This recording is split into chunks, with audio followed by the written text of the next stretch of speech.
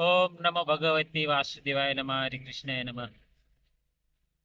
આજનો વિષય મિત્રો, આપણે જે પ્રસંગ ચાલે છે બલિરાજાનો, માં એક ભાગ આપણે સાંભળ્યો છે. આ બીજો ભાગ છે રાજા બલિનો.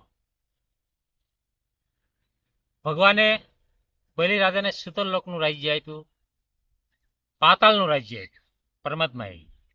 અને બલિ એવું માંગ્યું કે પ્રભુ મારા દ્વારપાલ બની જાઓ, અને પરમાત્મા દ્વારપાલ બની જા સુતરલોકમાં. અને આ બાજુ વૈકુંઠમાં માતા લક્ષ્મી યાદ કરી રહ્યા છે પરમાત્માને.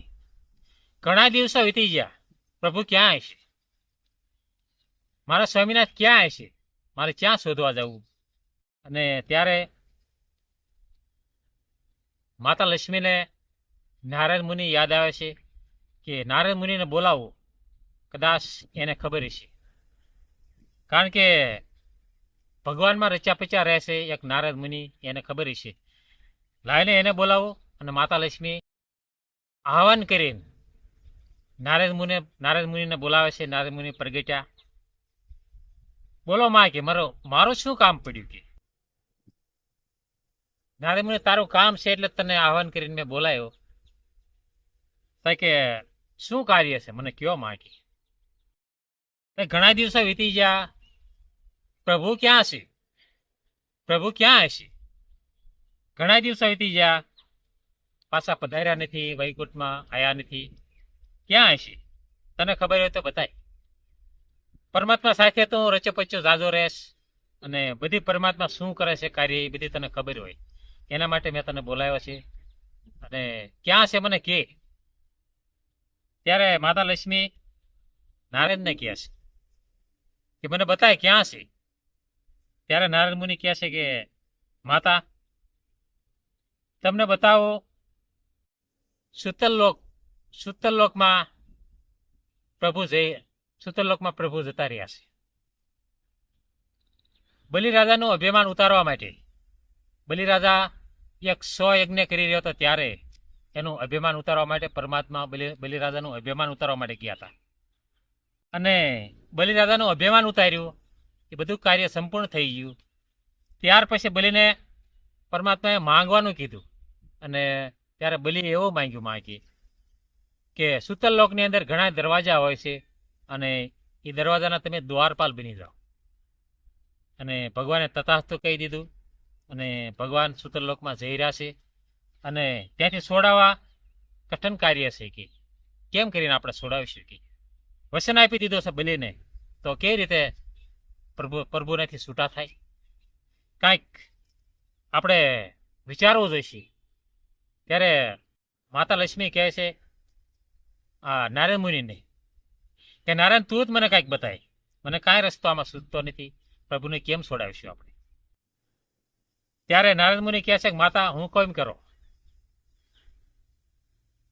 તમારે પ્રભુને છોડાવવા હોય તો બલિની બહેન બની જાઓ, બલિની બહેન બની જાઓ મિત્રો, અને રાખડી લઈને જાઓ. મિત્રો, સૌ પ્રથમ જો આ રક્ષાબંધન ઉજવ્યું હોય ને તો માતા લક્ષ્મીએ ઉજવેલું છે. અને સૌ પ્રથમ રાખડી બંધાણી હોય તો બલિને માતાએ લક્ષ્મીએ રાખડી બાંધી છે. બલિના બહેન બની જાઓ, રાખડી લઈને જાઓ. અને ત્યાં જઈને પાછો તમારો રૂપ બદલી નાખવાનું છે, સામાન્ય બની જાઓ. કોઈને ખબર ન પડી પડે કે આ માતા લક્ષ્મી છે, એવું સ્વરૂપ તમારે લેવું જશે. કાંઈ વાંધો નહીં કે નારાયણ આપણે એ રીતે આપણે ગોઠવી પ્લાન. આ રીતે નારદ મુનિએ અને માતા લક્ષ્મીએ પ્લાન ગોઠવ્યા પ્રભુને છોડાવવા માટે. ભગવાનના કામ જુઓ મિત્રો, એક ભક્ત માટે દ્વારપાલ બની ગયા. ત્યારે સુતરલોકમાં જાય છે, નારદ મુનિ પણ સાથે છે. નારદ મુનિ પણ સામાન્ય બની જાય, કોઈને ખબર ન પડે કે આ માતા લક્ષ્મી છે, આ નારદ મુનિ છે, સામાન્ય બની જાય. સુતરલોકમાં જાય છે પાતાળમાં, અને ત્યાં દરવાજે માતા લક્ષ્મી અને નારદ મુનિ પગી જાય સુતરલોકમાં. દ્વારપાલ તરીકે પ્રભુ ત્યાં ઊભા છે, કારણ કે દ્વારપાલની ફરજ બજાવી રહ્યા છે, કારણ કે વચન આપેલું બલિને માતા લક્ષ્મી જોવે છે કે જુઓ તો ખરા, આ જગતનો અધિપતિ, આ જગતનો પરમાત્મા દ્વારપાલ થઈને ઉભા છે. ભક્ત માટે મારા પ્રભુ શું કરે છે, વિચાર કરે છે. પરમાત્મા ઓળખી જાય મા લક્ષ્મીને અને મનમાં હસી રહ્યા છે ભગવાન. કારણ કે કાર્ય એવું કર્યું છે ને, માતા લક્ષ્મીને રાખડે લઈને આવવું પડ્યું, એ કેવી પરીક્ષિત થઈ છે. ત્યારે કોઈ ખબર અંતર આપે છે બલિરાજાને, રાજસભામાં બેઠા છે. મહારાજ કે કોઈ તમારા બહેને આવી રહ્યા છે, હાથમાં થાળી છે, સોનાની થાળી, રાખડી લઈને આવ્યા છે અને અનેક જાતની મીઠાઈઓ થાળીમાં, તાકે આદર સહિત અંદર લઈ આવો. હવે માતા લક્ષ્મીને આદર સહિત અંદર લઈ જાય છે અને બલિને રાખડી બાંધે છે. પહેલી રાખડી માતા લક્ષ્મીએ બલિને બાંધેલી. ત્યારથી આપણે હિન્દુ સમાજમાં, સનાતન ધર્મમાં પહેલી રાખડી માતા લક્ષ્મીએ બલિને બાંધેલી. ત્યારથી આપણે પરંપરા, આપણા હિન્દુ ધર્મમાં પરંપરા મિત્રો, ત્યારથી પરંપરા છે આ રક્ષાબંધનની. અને આપણે પણ એ નજીક આવી રહ્યો છે રક્ષાબંધન.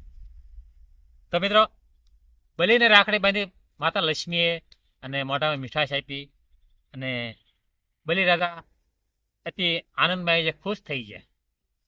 માંગ બેન માંગ, કે શું જોઈશ? ત્યારે માતા લક્ષ્મી કહે છે કે તારો દ્વારપાલ મને આપી દે. મિત્રો, દ્વારપાલ તારો આપી દે મને. બલિરાજા તો વિચાર કરવા માંડ્યા કે આ સામાન્ય મહિલા છે કે મારા બહેન બહેન આવ્યા છે, તો એને દ્વારપાલની શું જરૂર પડી? ત્યારે માતા લક્ષ્મી નારદ મુનિના પ્રગટ થઈ જાય છે, અસલ રૂપમાં આવી જાય છે. ત્યારે બલિરાજાનો આનંદ ક્યાંય હમાતો નથી. સાક્ષાત માતા લક્ષ્મી. અને આ અમારા અહોભાગ્ય કે સુતલ લોકમાં મને માતા લક્ષ્મીના દર્શન થયા, એક સાથે પ્રભુના પણ દર્શન થયા.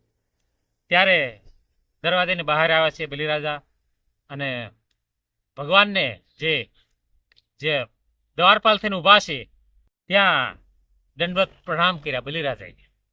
માતા લક્ષ્મીને દંડવત પ્રણામ કર્યા બલિરાજાએ. અને પ્રભુને કહ્યા છે બલિરાજા કે પ્રભુ મને ક્ષમા કરો અને જે મને તમે દ્વારપાલ બનાવવાનો જે તમે આશીર્વાદ આપ્યો છે એમાંથી હું તમને મુક્ત કરું છું, મને ક્ષમા કરો. મારા કારણે માતા લક્ષ્મીને રાખડી લઈને આવવું પડ્યું અને મારે ફાયદો તો એ થયો છે. બલિરાજા એમ કહે છે કે તમને જો આ દ્વારપાલ ન બનાવ્યો તો માતા લક્ષ્મીના પણ દર્શન ન થાત અને હું ખૂબ ભાગશાળી છું, હું ધન્ય બની ગયો.